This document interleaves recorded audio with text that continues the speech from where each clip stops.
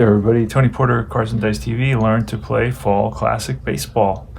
I've got a game between the Detroit Tigers and the Oakland Athletics. I rolled for both pitchers, and I ended up in the B column for both. That's the stuff. You know, pitchers in this game are rated 3 times. It's almost like having, the pitcher with his best stuff, his worst stuff, and then his in-between stuff. So that's pretty cool, and I like that aspect of this game. And both pitchers today have their B stuff. So, and I wrote it down just to keep track. I wrote down a little post-it on the side here. See that? So I can, in case I forget, sometimes when you're making pitching changes and all that, you want to have that. So I'm just going to start playing this game. It's PDFs are $20. I printed it out. I cut them out, just the teams I needed. I just went a couple of teams at a time. And then I went to DigiDugout. I printed out this already pre-filled score sheet. It's called digidugout.com. And you need 2d6. I'm using green and gold for the Athletics because I'm doing a 1980 Athletics replay, Billy Ball replay. I was fascinated with that team at that age. I was about 17, and I was fascinated with that team. I love the fact that they had pitchers that pitched the whole game. And then you use a D20, and I'll show you how to do that. This is a very simple, straightforward game. You first look off the batter card. It's going to be Rick Peters. He's a switch hitter, so he's batting lefty. That comes into effect. So you do have splits in this game, and they come up every so often. Here goes. All right, so it's a 64. You go to 64, and it's a blank. When it's a blank, you go to the 64 on the pitcher's card, and we know he's a B column because I rolled for both pitchers, and they have their B stuff. And a 64 will be an out. So now we look at the 18, and if it has an 8 on it, that's a fly out to center field. That's how easy this game is to play. And you're going to see that some of the results are fairly detailed and complicated, yet you get to those results with just the same die rolls. Pretty impressive design. Alan Trammell. And that's going to be a 45, so we're going to look at 45. It's a blank. We go to Kingman. And that's an out. The 9 is going to say right field. So anything with a 9 is going to be to right field. 19 and 9, right? Both of those are to right field. So 2 outs, and here comes Steve Kemp. He bats from the left side. Here's a pitch from Kingman. That's a 31. That's a number that's usually it's a blank, but then when you go to the pitcher, it's a hard hit ground ball through the right side for a base hit. So Steve Kemp is on with a single. 2 out single, and here comes Richie Hebner. He bats from the left side. Down here you got their stats. This is their defensive information, range, arm, and error. That's super easy to figure out. We'll probably get there. And then, of course, here are all the numbers that you're going to roll. Remember, if it's a blank, it just goes to the pitcher card. All right, and that's going to be a 41. That's usually a base on balls. 41 is a blank. Sometimes it could say an out, but in this case, if it's blank, you go there and look what it says. It's a walk. So he loses Hebner. And that puts runners on first and second, pushes Kemp to second base, and here comes Champ Summers. Now, Champ Summers had a pretty good season in 350 at-bats, batted .297 with 17 home runs. So had he had, let's say, 700 at-bats, he would have hit 34 home runs. Decent power for 1980. So we're going to pitch to Champ Summers. He bats from the left side. We better proceed with caution here. And that is going to be a 24, and a 24 is a 1-9 hit by pitch, and it happens to be a 6. So that's going to be hit by pitch, and Summers loads the bases. So curveball gets away from Kingman, and it plunks Summers to load the bases with 2 outs, and here comes Al Cowens. Pitch to Allen, that's a 66. That's going to be trouble. A 4 is going to tell us 1 to 15 is a double, so it has splits, a little bit like Stratomatic. And that's going to be a double. Now, I'm going to pull a card. There are 2 ways you can do this. I have the fast action cards. There's another way of doing this, and that is you get some charts, and I would look at the chart. But in this case, it's much faster for me to just pull and look at. Right now, I know the runner on second scores. I want to know about the runner on first. So I go to 1 to home, scores if W arm. My center fielder, I know by heart, it's Murphy, and Murphy has an average arm, so he will not try to score and on Murphy's arm. So that's where your outfield defense plays a role. Every player is rated for their arm, which is very, very cool, but it's going to be a double, a 2-run double, and 2 RBIs for Al Cowens. Al Cowens, I remember him with the Kansas City Royals. All right, so we got second and third now. 2 runs are in. And here comes John Wockenfuss. I don't know if you remember him. He's the catcher today. He bats from the right side. He batted .274, hit 16 home runs. So you get everything you need on these cards. These cards are extremely easy to read, which is somebody, I wear glasses, so I really like that about them. They're kind of very uncluttered, and they have a ton of valuable and key information without, crunching everything together. All right, that's going to be a 40. Can't really see it too well there. That's a 41, and that's going to be ball 4. So that's going to load the bases again. So Kingman is really struggling here in this top of the first inning. But and again, I ran through that because you saw me do it before. It's a blank, and then you go to the 41. So you remember that 41 straight across, I know is going to usually 90% of the time is going to be a walk. So that speeds up the game. There's a couple of numbers that 80% of the time will be what you learned them to be.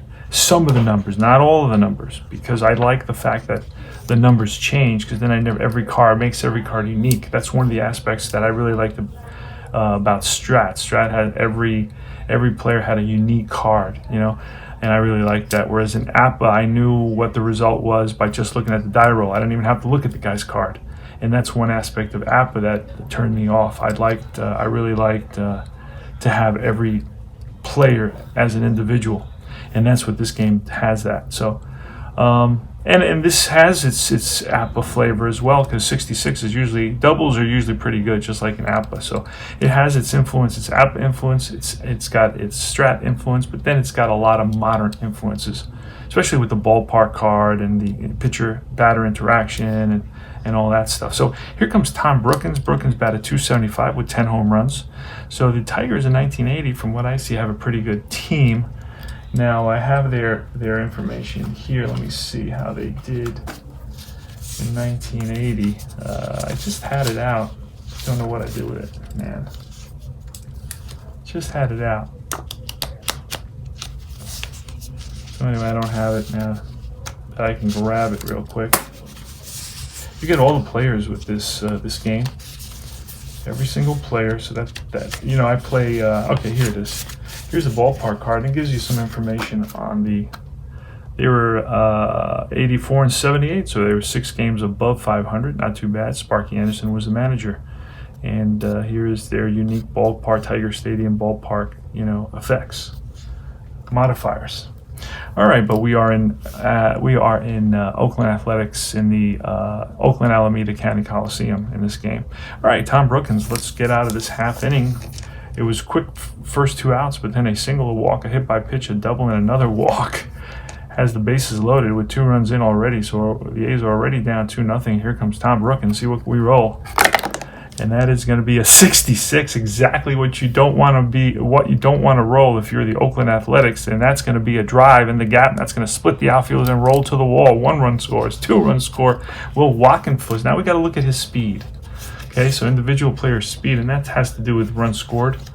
He's an A, and he's on first, so I'm just going to look 1 to home, and it's going to say if he is fast or he's slow, he will hold. A can risk, and we saw that he's A, and I'm going to show you how to risk. So I'm going to risk on the arm of the center fielder. He's A, so 1 to 3 he's out, 4 to 6, so they're going to wave him around. He's going to try to score. We're going to roll a D6, 1, 2, 3, he's out at the plate, 4, 5, 6, he's safe, and he is safe.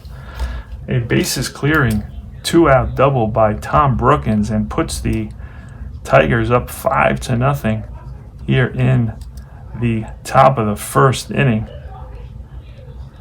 Wow, so he drives in 5, 6, 7. That's 3 RBIs. And he stands at second base now, so Tom Brookens comes up clutch and gives the A's a 5-0 lead. Now, endurance-wise, Kingman's good until 7 runs. Once he gives up 7 runs, he totally collapses. He becomes shelled.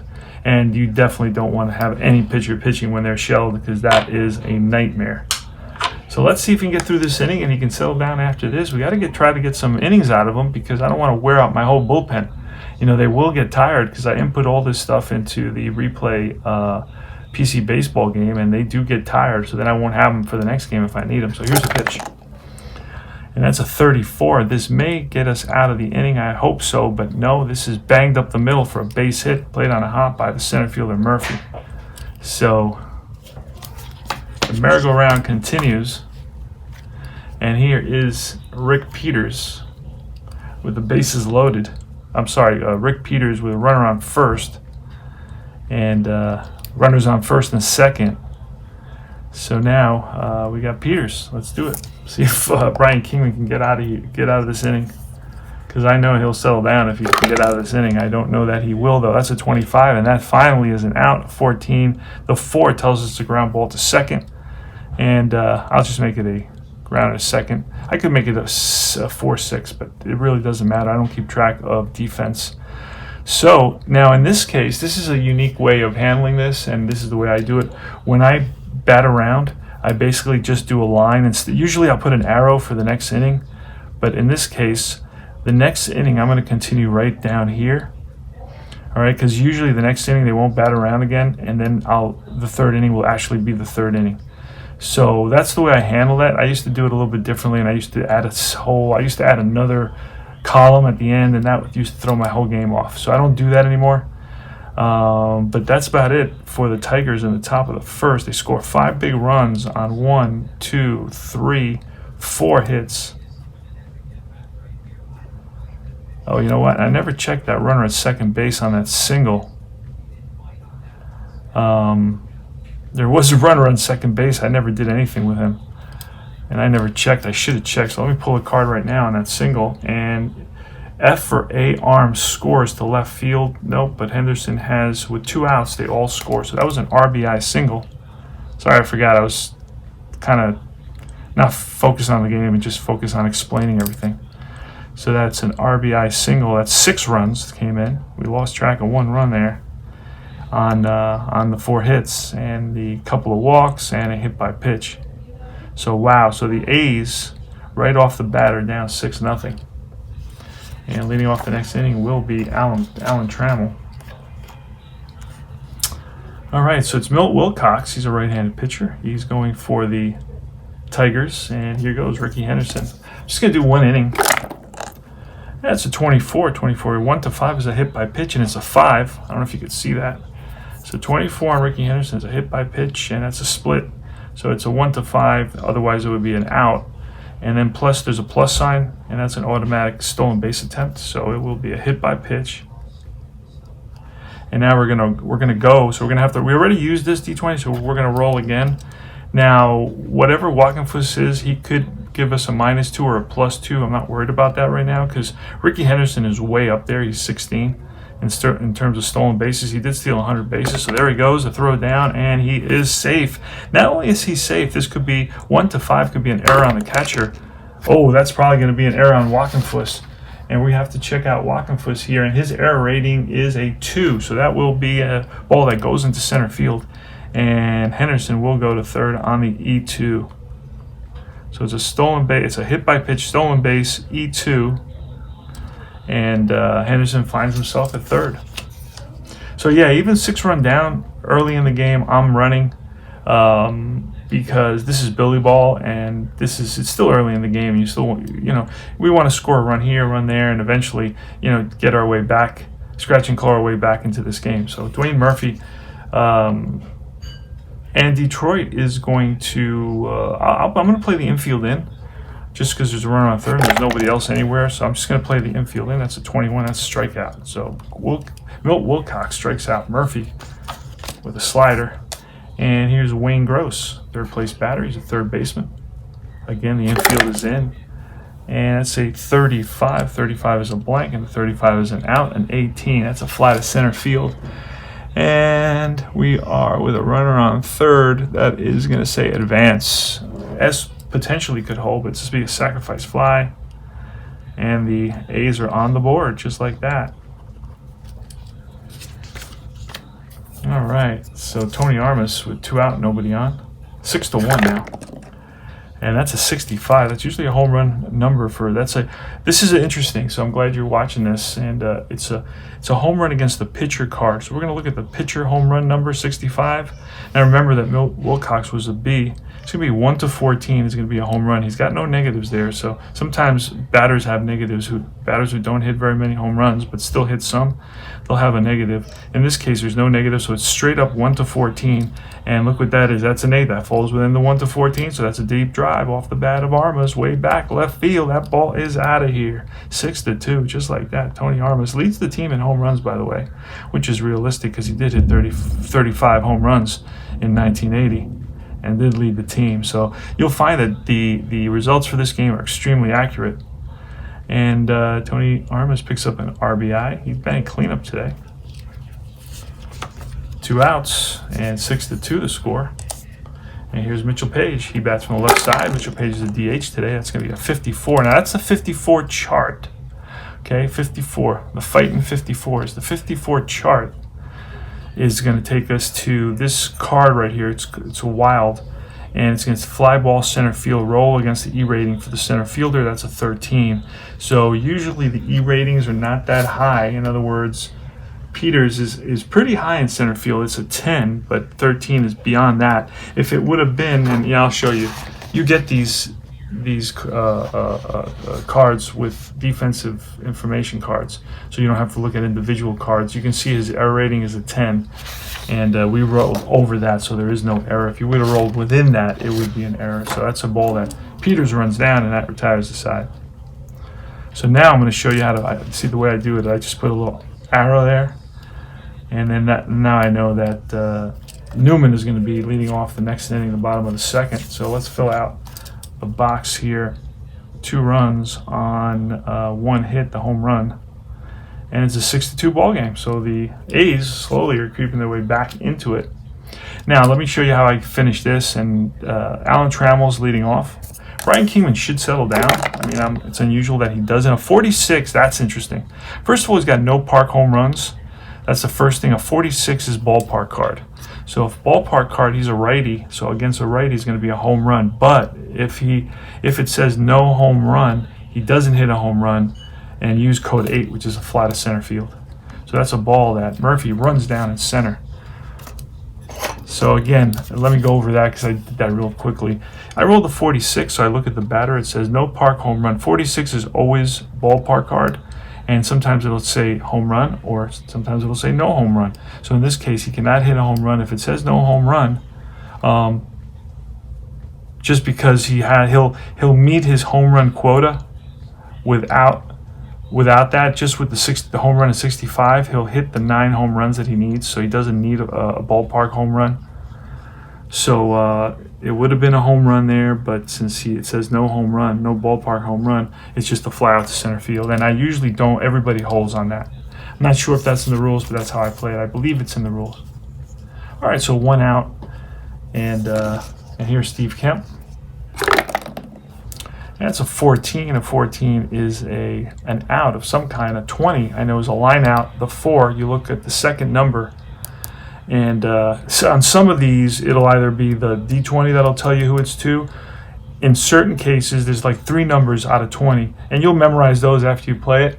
The 4 will tell you it's to second base, so it's a line out to second base, and right there is the second baseman, Jeff Cox. Makes the grab. And here is Richie Hebner. Hebner walked and scored a run. So again, like I said, I expected Kingman to really settle down after that first inning. Sometimes you just have a tough luck inning. You know, everything that can go wrong goes wrong. But here, this is interesting. Here you got your splits. Richie Hebner is really good against right-handed pitchers, and here he's got hits at 25 and 26, and he bangs one up the middle for a base hit. So a 2-out single for Richie Hebner because of the splits. So, you know, splits, like I said earlier, splits play a role. It's not on every pitch, but they definitely have an influence. So here's Champ Summers again. He's a lefty, and 2 outs, runner on first. Yeah, it's a 31, and this is going to be a blank, and it turns into a single. Let's see if with 2 outs, he'll stop at second base, hit too hard.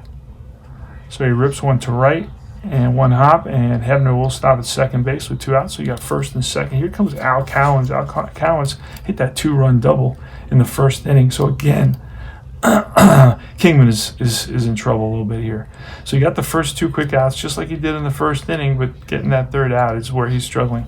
So let's see what I roll here. If he gives up one more run, I got to pull him. And I definitely don't want to pull him this early because I'm going to just wipe out my bullpen.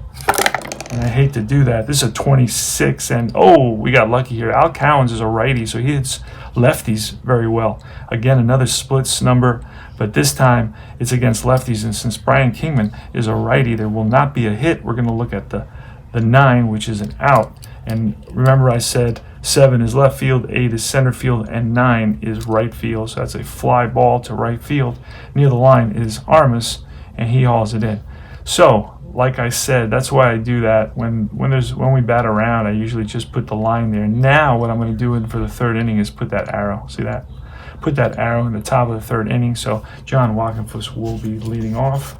And we go to the bottom of the 2nd inning. So I want to keep these short, and I'll do a series of these. This is Tony Porter, Cards and Dice. Learn to play fall classic baseball. Super easy, super fun. You will not regret trying out this game. Oh, you can try it out for free, by the way.